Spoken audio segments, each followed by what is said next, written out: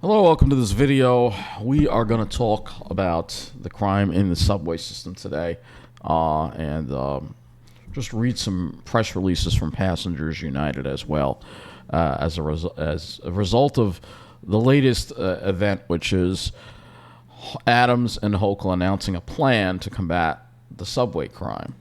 And we'll first play this story here. Here we go. We'll play this one here. All right. Well, we don't have to play it, but we'll read the story so I don't have to sit through a commercial. So it says the state is unveiling a plan to fight crime on Saturday on the city transit. So it includes surging more officers through the system.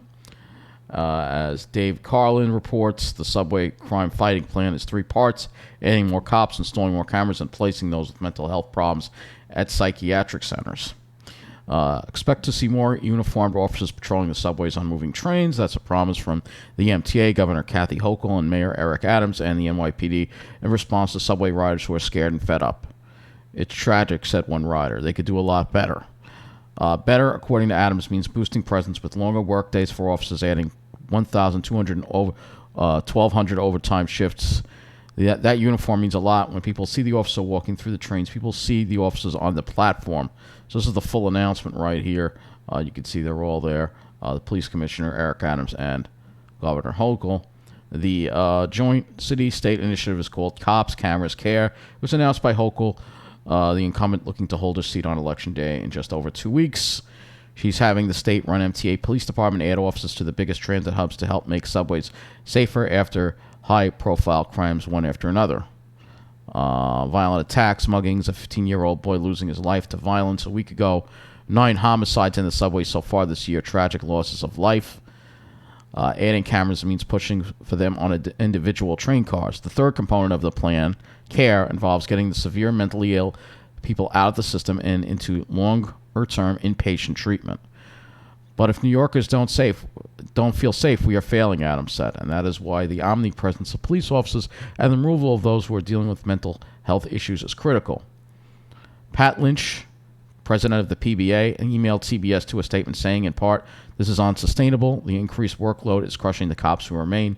The answer is not to squeeze them for more forced OT." He goes on to say, "Our city must immediately boost pay and improve working conditions in order to recruit and retain enough police officers.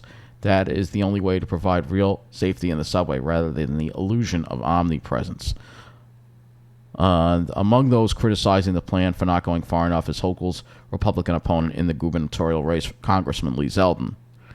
"It's months late and many dollars short, and for the average New Yorker, they know what needs to get done to actually fix this. They're barely even scratching the surface," he said. "Why aren't you talking about repealing cashless bail? Why aren't you talking about DAs refusing to do their job? Some subway riders want long-term solutions but seem to like more cops and more cameras as places to start. I won't rest, and the governor won't rest, and our team won't rest until the system is a safe place for all who utilize the system." The mayor also says the city will also target illegal encampments on the streets and get people experiencing homelessness into inpatient treatments. But what if they refuse? That is the question. There's another article here from 1010 Wins. But let's go to the latest announcements from Passengers United on this. All right, so let's go to this statement right here, which I'm going to read to you.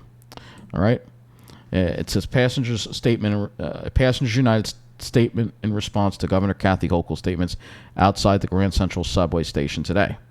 "We want to make it clear that the MTA police have always had jurisdiction over Grand Central and Penn Station. It's a shame that the governor would distort this fact for political gain 2 weeks before an election.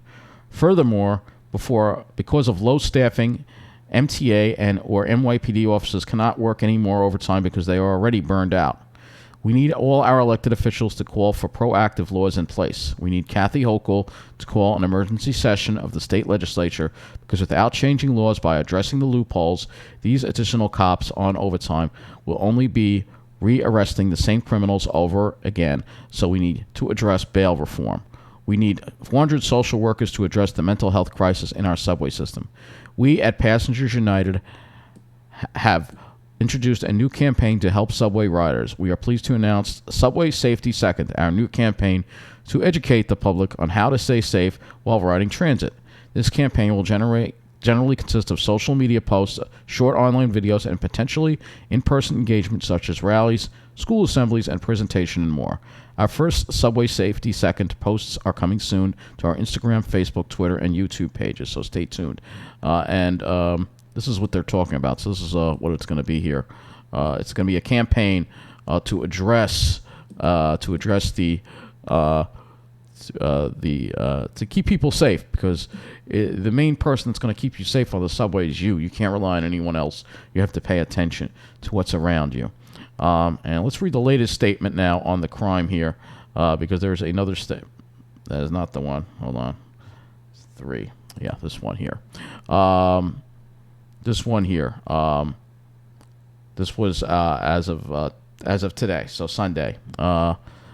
The Passengers United is declaring a state of emergency in the transit system. All right. The past 2 weeks have been nothing but agitating for many New Yorkers, as we've seen incident after incident in the subway system, many of which has resulted in fatalities.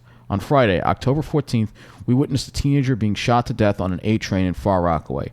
On Monday, October 17th, an individual was pushed onto the tracks and was fatally struck by a train in Jackson Heights.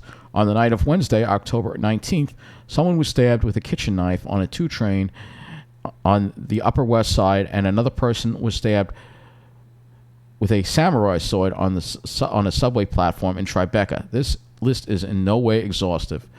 As we are the only transit advocacy organization that has called for safety measures in the subway system and publicly supports our first responders, many New Yorkers have raised concerns publicly with us over the current police presence and intervention approaches, especially in such situations.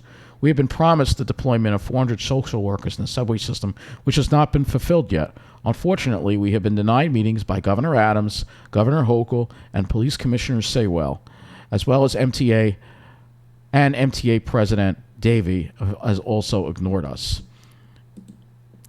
We are glad the MTA is finally adding security cameras to subway cars after we kept pleading for them at the MTA meetings. However, the MTA is proposing to terminate the contracts for both private security guards and station cleaners. It is crucial that these contracts are kept. Serious action needs to be taken by the MTA, our city and state officials, and by all New Yorkers to prevent such incidents and tragedies from happening again. We call on the MTA to, among many other things, help educate the public on staying safe in the transit system, as we will continue to do at Passengers United. Of course, education is just one piece of the puzzle, and proper action needs to be taken at the leadership level to ensure safety and help build back the trust of everyday commuters. Furthermore, it is imperative for all New Yorkers to understand just because situations like these might not occur in your neighborhood does not mean that they aren't important or that they don't affect you. I like that particular statement because that's so true, especially here on Long Island. Issues like this affect everyone, and it is up to all of us to speak up and support each other during these times, of course, safely. A safer transit system is possible, and we can attain it if we all do what's necessary. So, great statements there from Passengers United. And just going to 1010 Wins here and looking at, you see that there's 2 more subway crimes here. Teen assaulted, robbed of cell phone at Upper West Side subway station.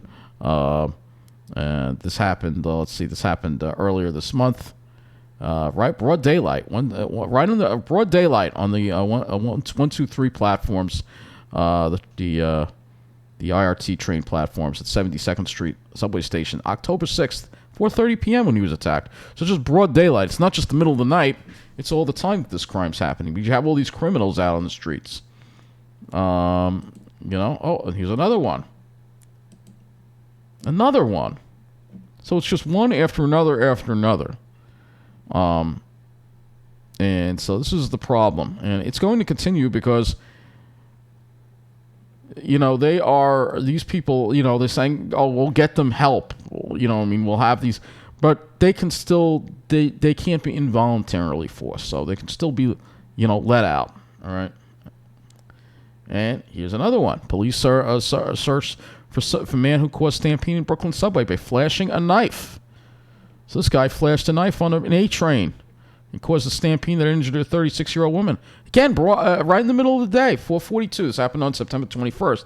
But this is the kind of stuff that goes on when you ride the subway, right? The crime is, I mean, it's out of control in the city. It's out of control in the state. But the subway is getting the worst of it. You know, and I figured I'd make this video. And again, again, follow Passengers United. And as a reminder, I will say again, Passengers United cannot endorse any candidate.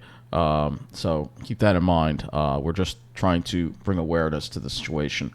My personal views obviously are different. I do, but Passengers United does not endorse any candidate, but they are upset about the crime and fed up with the current situation in the city right now. It is truly a state of emergency. There's no other way to put it right now with the crime. So that's going to bring this video to an end. Thank you for watching.